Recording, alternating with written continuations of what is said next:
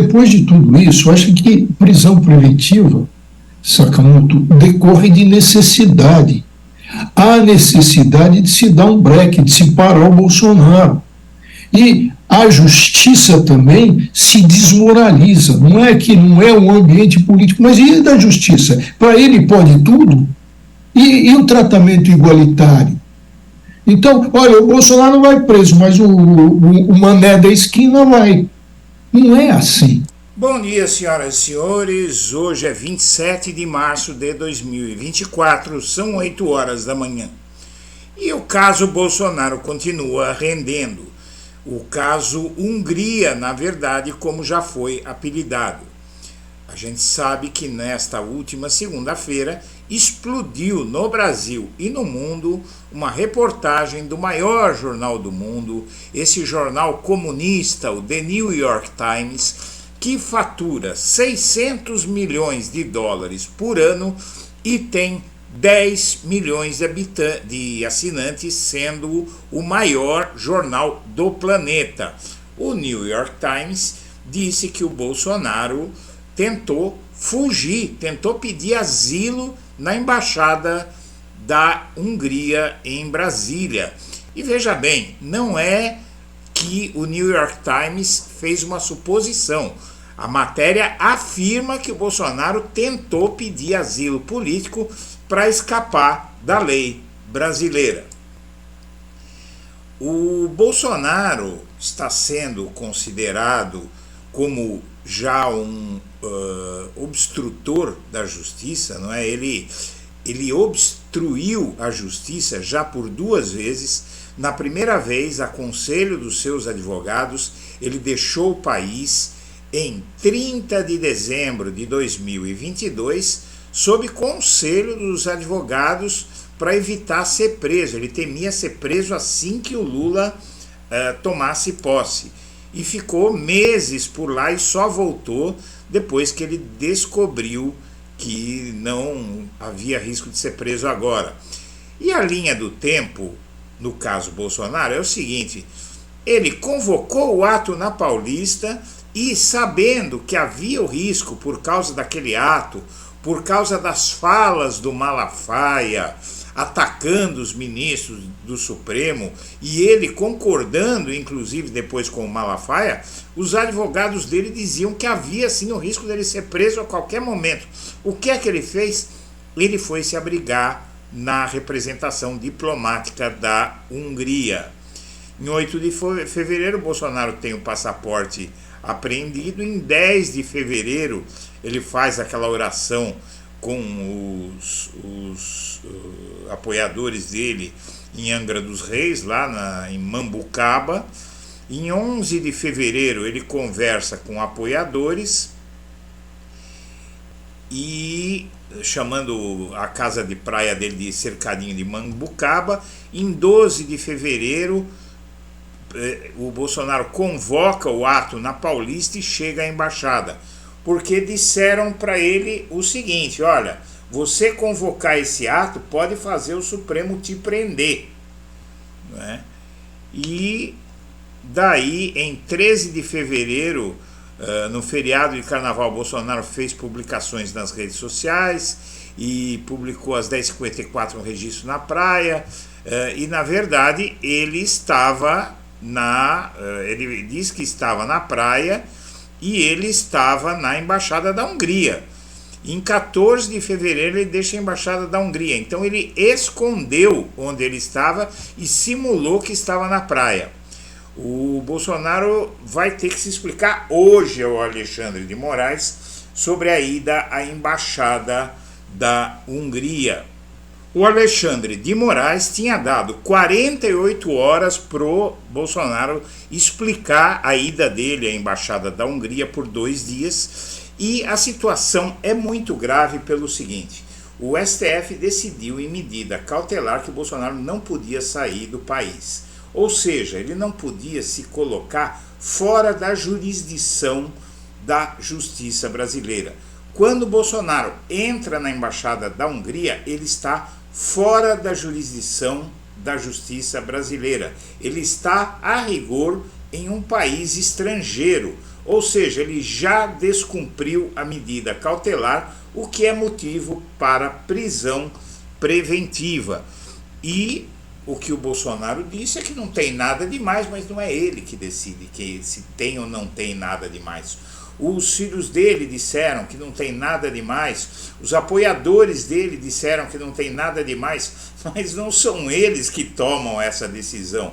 A lei brasileira diz que tem tudo demais, porque ele saiu do país sem avisar o STF e estando proibido de sair do país. Ele esteve em outro país por 2 dias. Se a PF quisesse prendê-lo, por exemplo, se o Bolsonaro não tivesse saído mais da embaixada, ninguém mais prendia o Bolsonaro, com ou sem ordem da justiça.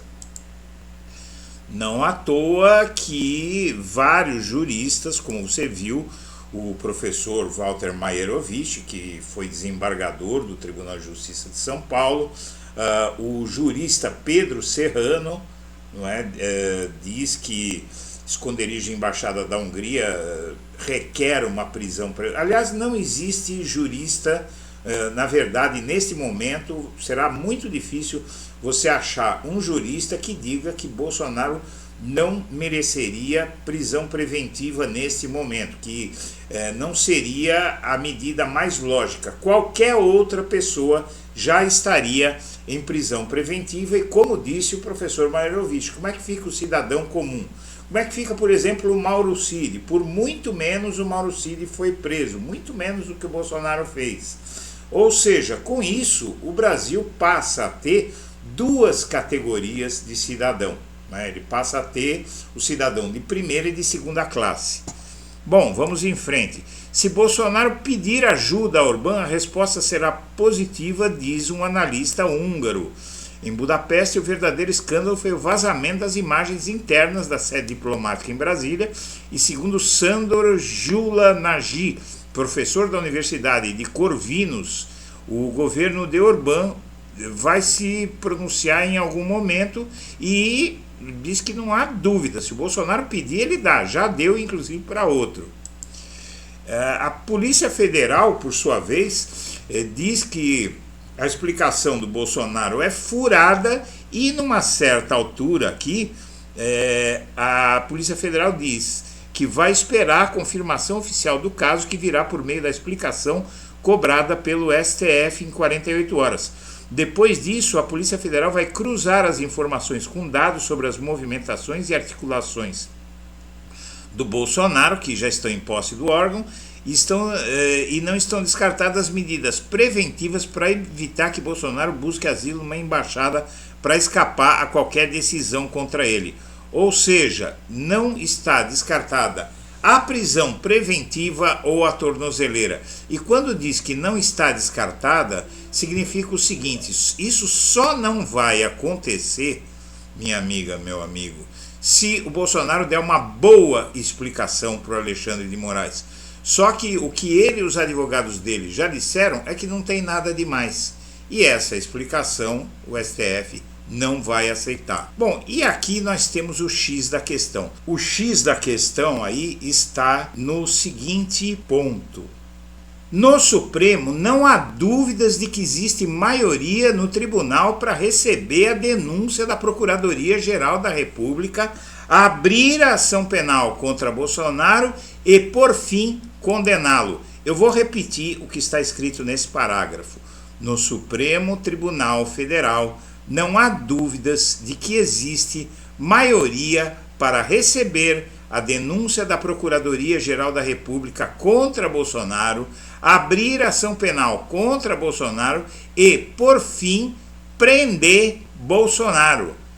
A corte foi a sede de poder mais vilipendiada pelos extremistas do 8 de janeiro e alvo preferencial dos ataques do Bolsonaro durante o mandato dele. Caso Marielle. General Richard Nunes e o ex-governador Wilson Witzel ficam num jogo de empurra sobre quem é mais responsável pela morte de Marielle. Fazem acusações uns aos outros. Os fugitivos de Mossoró estão esgotados e estão à beira da prisão, devem ser presos a qualquer momento. O presidente da Câmara, Arthur Lira, diz que vai procurar Moraes por mais detalhes sobre a prisão de Chiquinho Brazão, deputado do União Brasil, do Centrão, correligionário e amigo de Lira e da turminha dele. Ele precisa saber o que do Moraes? Ele tem lá na Câmara dos Deputados um inquérito com 400 páginas mostrando tudo que esse sujeito fez e quer pedir explicação para Moraes do quê? Eles estão tentando salvar o Brazão, gente. Isso é incrível, mas é verdade. E o Lula deve voltar a fazer lives. E talvez num outro formato. E aí eu conclamo a todos a apoiarem as lives do presidente Lula se ele voltar a fazer. Porque ele deixou de fazer live muito mais por falta de audiência.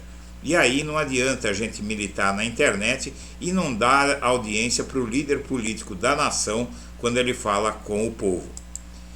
Ao lado de Macron, Lula lança no Rio de Janeiro submarino em gesto a militares. Submarino novinho em folha e vem aí, talvez, no mandato de Lula o primeiro submarino nuclear brasileiro. Escândalos levam milhares às ruas para pedir a renúncia do Viktor Orbán, o ditador que está lá há 20 anos no cargo e que abrigou Bolsonaro. E a população começa a se revoltar, mas ele aparelhou todo o judiciário e até a imprensa da Hungria. E as obras emergenciais do prefeito de São Paulo, ele começa a ser investigado porque ele aprova obras sem licitação, dizendo que são emergenciais, e essas obras afundam logo depois que ele termina. São obras de baixa duração que custam muito mais caro, um escândalo enorme aqui na cidade que será o palco da luta entre Lula e Bolsonaro em 2024. E por fim, uma pesquisa da Datafolha mostra que os petistas confiam mais nas instituições que os bolsonaristas, não é? Confiam mais na presidência, no STF.